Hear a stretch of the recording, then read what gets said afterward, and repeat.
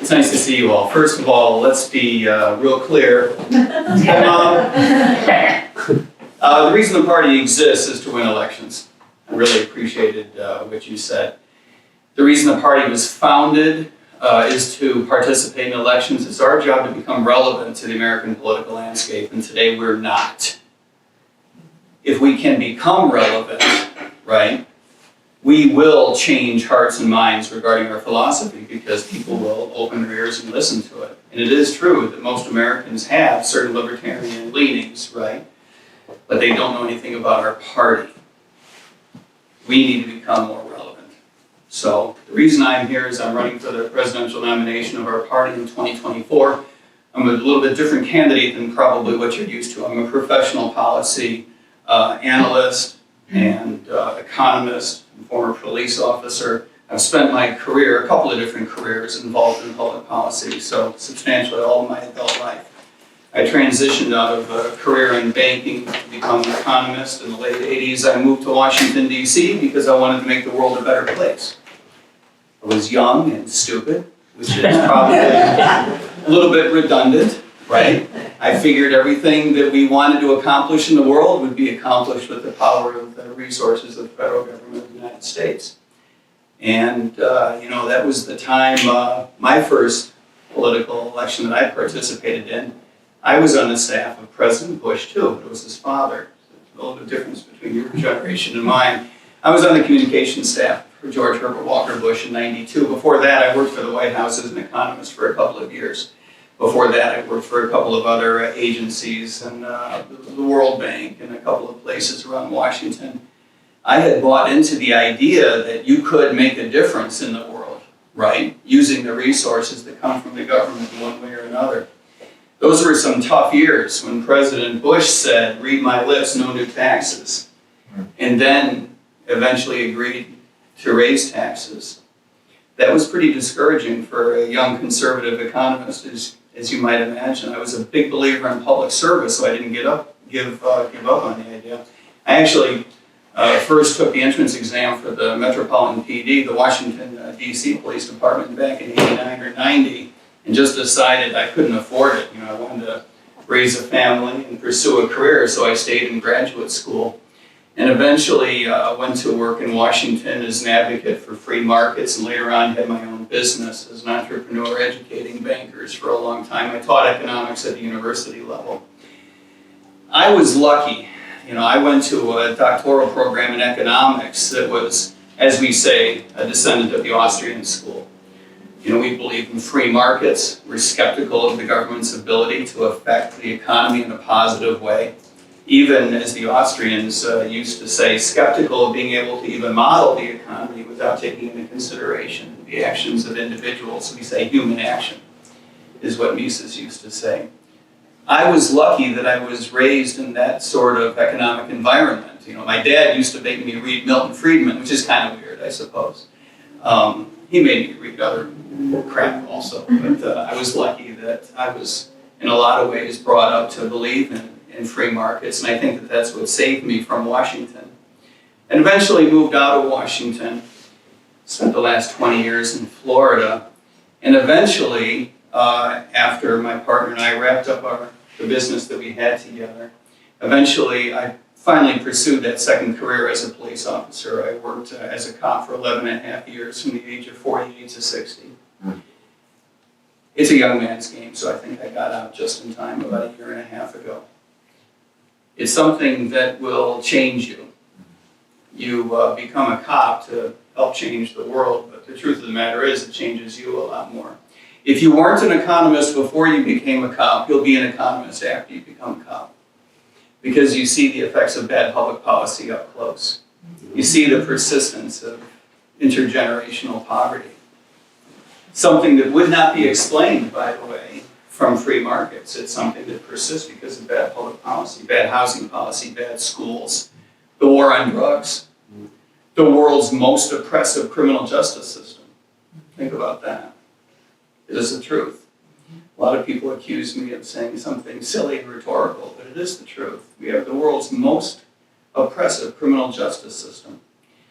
A lot of the things that we have done don't work, and Americans are paying the price for it. So the reason I'm participating in the nomination process is because I believe that I can make a difference to the party. And I believe the party has a role to play in the American political landscape that we have not been playing up until now. I do believe that we have a huge opportunity. Thank you for mentioning it. 2024 is a bigger opportunity than in the past. We've had big opportunities in the past that we've blown. And for reasons that we well understand, right? Republicans are frustrated with the Republican Party, Democrats are frustrated with the Democratic Party. A larger proportion of the American electorate is open to a third party than ever before. Not just because they have crappy leadership, although that's a big piece of it, right? But because the parties have left behind their agenda. What they used to say they believe in, they don't believe in any longer. What they believe in is beating up on the other party. This is where authoritarianism comes from in a democracy.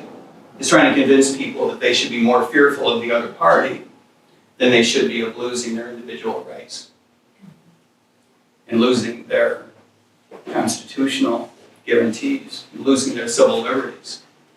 This is why authoritarianism is growing in the United States and around the world, parenthetically. If we don't stand up for the Constitution, nobody else will. Might as well be honest about that right now. Philosophically speaking, we're the descendants of the people who put the Constitution together, our founding fathers.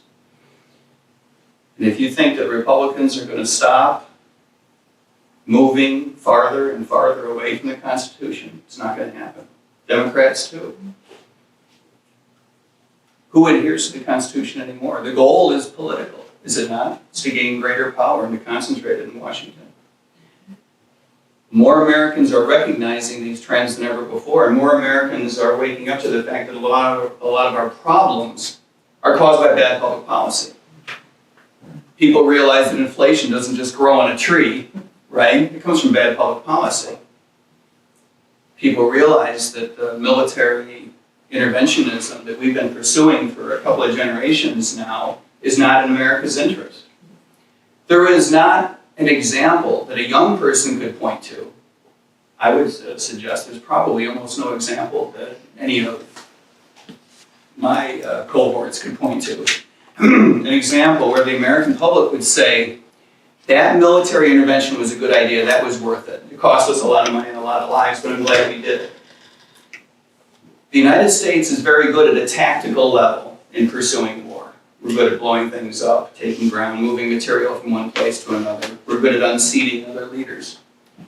But we are not good at pursuing strategic objectives that the American public is interested in. And the American public is realizing this. This is our opportunity, is it not? It's a huge opportunity. To take advantage of that opportunity, we need to run a professional campaign. And that's why my campaign is different than most of the campaigns that you've been familiar with inside of this party before. Not only am I a professional candidate with decades and decades and decades of experience in public policy, but I put together a professional team. We have professional staff on our team right now for the campaign already, and we're going to be ready to go a year from November. We focus on public policy. I'm running on a platform called the Gold New Deal. You can check it out at goldnewdeal.org because we believe that the United States population is ready for a new relationship between us and the government that we'll tolerate. The old New Deal, FDR's New Deal, changed that relationship, and I believe that it changed it in a fundamental and very, very bad way, and we need to change it back. And I believe that that's what progress is going to look like in the future if our government is to survive. And it may not. But if our government is to survive financially, and if we're to move ahead socially and culturally in this country, it's going to be because we change the relationship between us and the government that we'll tolerate. Having said all of that, I do believe that we are set up once again for failure. Our party. You were getting to this point. Thank you for saying so. We need to take much more seriously the way we approach elections. The value of the Libertarian Party brand is approximately 0. In some places, it's negative. You could get more votes by declaring yourself a candidate independent than as a candidate representing the Libertarian Party. In most places, the value is 0. No one's heard of you, they don't know what it means. You have to teach people how to spell libertarianism, am I right? Thank you for running for office in the future. It's a big deal. I ran for Congress last year and learned the hard way that nobody knows what the Libertarian Party represents. The good news is people do have libertarian leanings, but they don't have any reason to participate in our campaign or to support our campaign because we're not relevant. For us to become relevant, we need to run a professional campaign that is focused on policy. I believe that our presidential campaigns in the past have not done us a lot of favors in terms of building the value of the Libertarian Party brand. The reason it's so hard to run for office locally is because people don't know anything about the party, and the reason they don't know anything about the party is because our past campaigns didn't cleave that hard edge against Republicans and a hard edge against Democrats. I love Gary Johnson, so don't mishear me. But if your slogan is, you know what's coming. I'm fiscally conservative like a Republican and socially liberal like a Democrat, you actually have no campaign. You've got no slogan. You've got no reason for anyone to pay attention to you. You just define yourself in terms of the other parties. Indeed, if I'm not feeling that way about Republicans, that way about Democrats, maybe you've just given me 2 reasons to hate your guts. By the way, just by the way, and this is neither here nor there, it's not even true. We're not fiscally conservative like Republicans. Republicans are fiscally conservative. It's not true any longer. It hasn't been true since George Herbert Walker Bush. Well, actually, since before him, because he wasn't. We are not socially liberal like them. We don't go around canceling each other because we disagree with each other, right? We always argue all the time, right? And we're still friends afterwards, as you just pointed out. So we're not like those parties. Why would you lie to those people and say that we are? And it doesn't do us any good. People don't remember anything about the party because we haven't defined ourselves. But we agree on what our principles are. We should be out there stating them very, very boldly. Right? By the way, for those of you who are going to be running for office, at our website, goldnewdeal.org, there's a do-it-yourself brochure you can download. It's got a blank page. You put your own stuff up on there. We have the copyrights to it. My intellectual property attorney is in the back there. But don't worry about that. You can have it. You can change it. If there's part of the platform that you don't like, just erase it, okay? Don't, call me on the phone and say, can we change a few words? No, just, if you don't like number 11, just erase it, okay? Just go with the others. We need to get good at integrating our presidential campaign with our local campaigns. And for that to happen, the presidential campaign has to be very loud and very differentiated from the other parties. Having said all of that, I do believe that there's another important reason why we're set up for failure. Might as well say it because sometimes I feel like there's an elephant in the room. We have a number of people in our party who are very good at stepping on our own message. The classic example, which is not concurrent, but it'll make my point. The classic, for those of you in the room who can remember as far back as I do, and I see that that's actually nobody, but for those of you who, your parents may have told you, going back a ways, our party used to have a problem being branded as pro-weed, right? Okay, it's fine to be pro-weed. We don't have a problem with you being pro-weed. But there's a big difference between being anti-prohibition and pro-weed. We can't let ourselves get branded as we care about your civil liberties when it's something that we like, right? I don't use weed, and I would stand up for your right to use it, right? That's the way it works. We're not pro-1A because we like to say stupid things. I would give my life for your right to say stupid things. That doesn't mean that I have to. As a matter of fact, if we do agree, then the First Amendment has lost its meaning, right? We need to be the ones to stand up for your rights, even when we disagree with the way that you use them. You have the right to be stupid. That does not mean that we should be the party of stupidity. There's a difference, is there not? A mild example, sometimes I cringe a little bit when we are so good. Don't get me wrong, I've done this too. Okay, so I'm about to accuse us of doing something that makes me cringe, but I do it too. Okay, as an example. We're very good at having gun rallies, go to the range day, right? I mean, I've raised money going to the range. So I'm not accusing you of doing something that I haven't done. I think that's off message for us. Because we're very much pro 2A. That doesn't mean we're pro 2A because we love guns per se. Even if I hated guns, I would stand up for your right to carry. Does this make sense? With that as background, where I'm going is, we can't let ourselves accidentally get branded as anti-vax. We are against vaccine mandates. There's a huge difference. If you loved vaccines, would that make the mandate okay? Of course not. Of course not. It has nothing to do with how you feel about vaccines. I don't want to know whether you're vaccinated.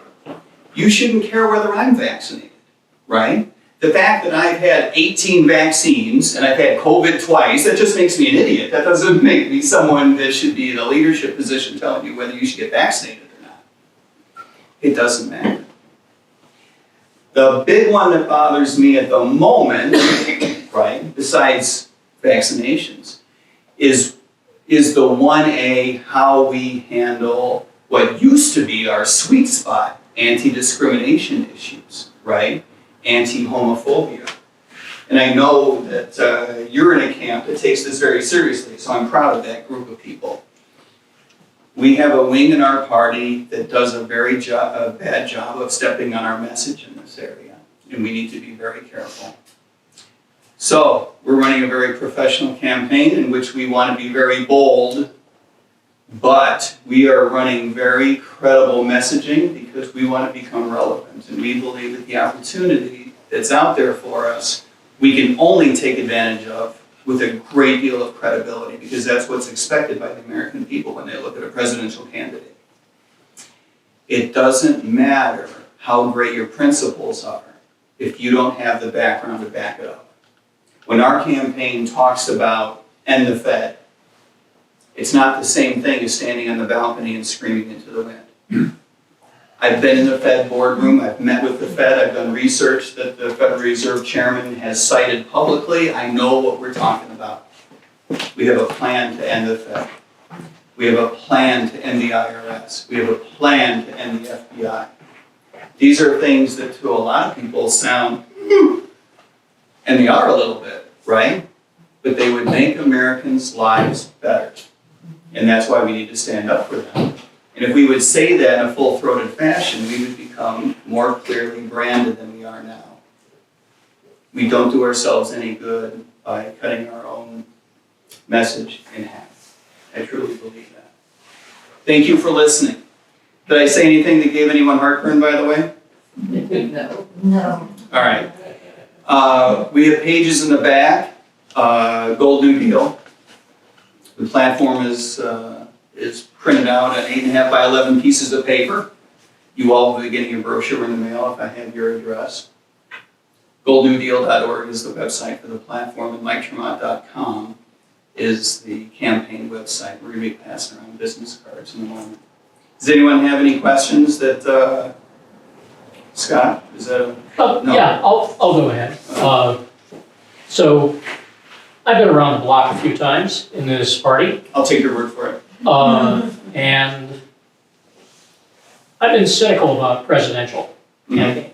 So Me too. I'm surprisingly intrigued by yours. Almost enthusiastic. Yeah. So it's not a question. Almost. It's a comment. Yeah, Well, hold yourself back. it takes a lot to get you off the time. No, I get that. I get that. Mhm. I've been in the party for about a dozen years. I joined the party around the same time as I became a police officer. Most police officers are closet libertarians. We all know how much we hate our employer, right? I don't care what you do for a living, you're always mad at your employer from time to time. Your boss is a jerk, right? Imagine if you worked for a city as a cop. They got 2 reasons to dislike the government: the stupid rules and laws that you're forced to enforce, and, by the way, the mayor's an idiot. Cops are skeptical about the war on drugs, in the majority, not uniformly. And cops do a good job of protecting your individual rights, not uniformly. We need to get better. I'm a big believer in police reform. There's a lot of things that we can do differently. My point is merely that I've been in the party for a while, and I'm going to work real hard at supporting your near enthusiasm. Do you have a plan for the media? Well, we just hired someone full-time just last week to join our campaign and help us out with that. So, yes, we have hired the fundraising and PR person from the party, Gabrielle Cordova. She is an important person in the libertarian community, and she's on our campaign because she believes in what we're doing. That and the fact that I pay her $1 million. So, yes. But our campaign will be intra-party for the next 18 months. We're not going to be doing a great deal outside of the party. Not yet, but we are setting ourselves up for that because we believe that we have to hit the road running hard. We've already got if you include the advisors on our team, my college buddy Russ is in the back. He's one of our advisors. We went to college together. We have 23 people on our team. Only a few of which are paid, but even that will separate us from all the other campaigns in the race. We take this very seriously. It's a huge commitment. And we started early and made this type of commitment because we recognized, my team felt uniformly, that we have a huge deficit in terms of name recognition to make up in the party. And we believe there's a great deal at stake. If we don't win this nomination, there are others who I think can do a good job. There are also others who I think represent an existential threat to our party. Be honest about that. We have a huge opportunity and we are on a knife's edge. If this goes wrong, it could really hurt our party. So don't worry about that. Just so you know, the Dems like to play psyops in this state. The Dems, you said? Yes, they love to play psyops. So Yeah. you have to be very I mindful appreciate of that. I believe the Republicans do too, by the way. Well, they hit it harder with putting up AT-4s on the TV saying that Carrie Lake's gonna let people have rocket launchers. And an AT-4 is an anti-tank weapon that I fired in the infantry, so. Yeah. I hear you. That's a weird thing. Yeah, I appreciate that. By the way, I'm not sure they're wrong about Carrie Lake, but yeah, I do appreciate that. but still, an AT-4. I mean, to me, Yeah. Carrie Lake is a walking psyop, but Yeah, I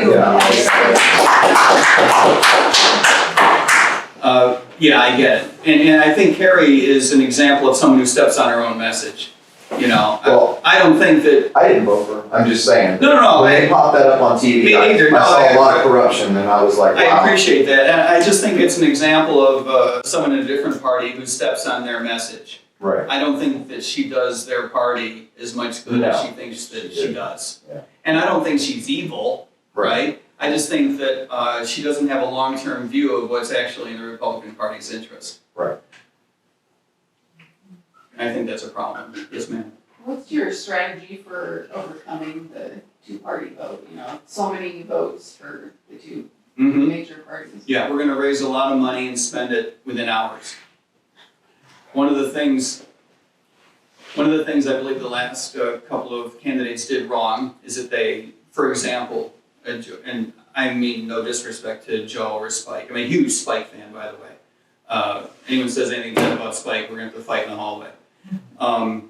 One of the things that I think that they did wrong is they raised $3 million and then spent it evenly over a whole bunch of weeks. No. If you raise $400,000 and it's still in your bank account by 5 o'clock, you've done something wrong. You need to spend it fast and hard and loud and on national TV with bold messaged ads. Because that's what the American public expects, and they'll take you more seriously if they see that. And it has to snowball.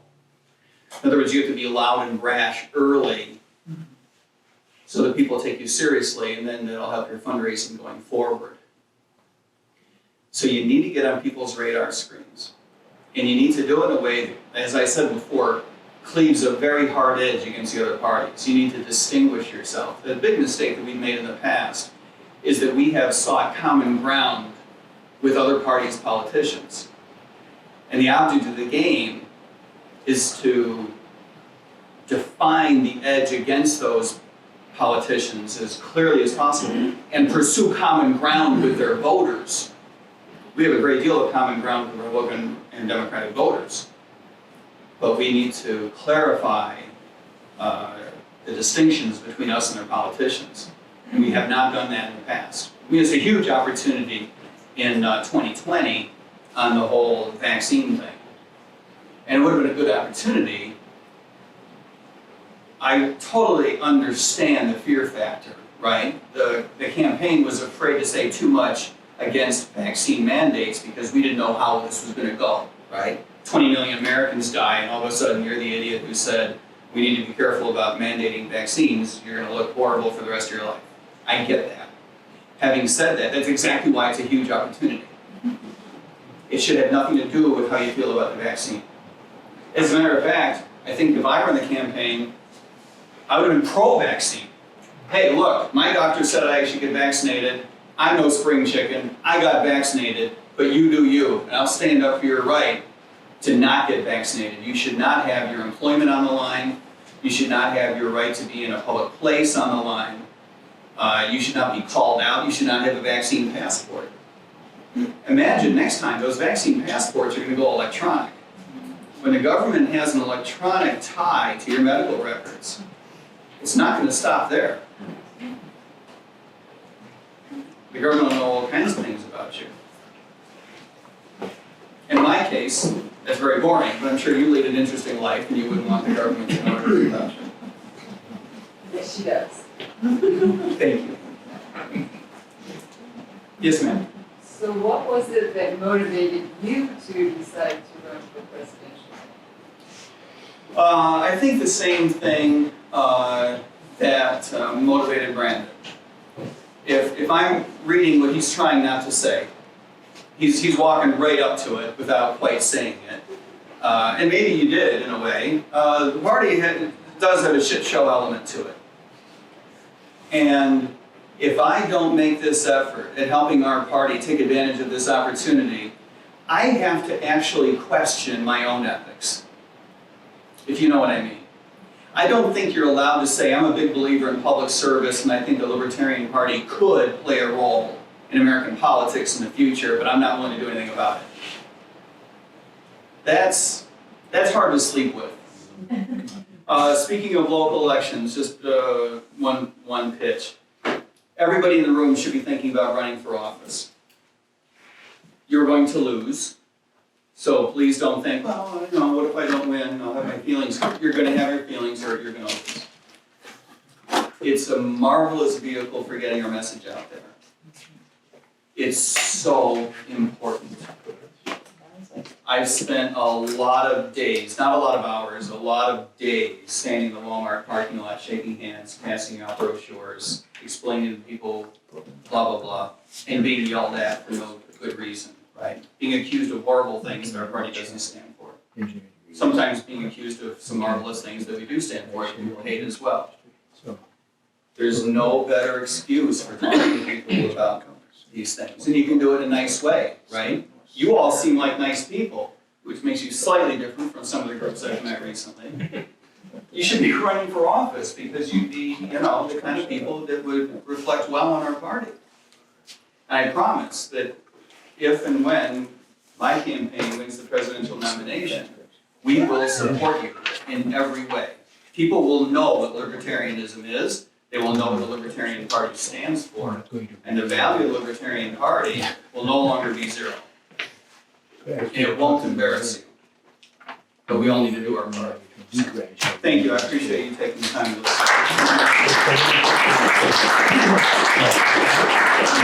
listen.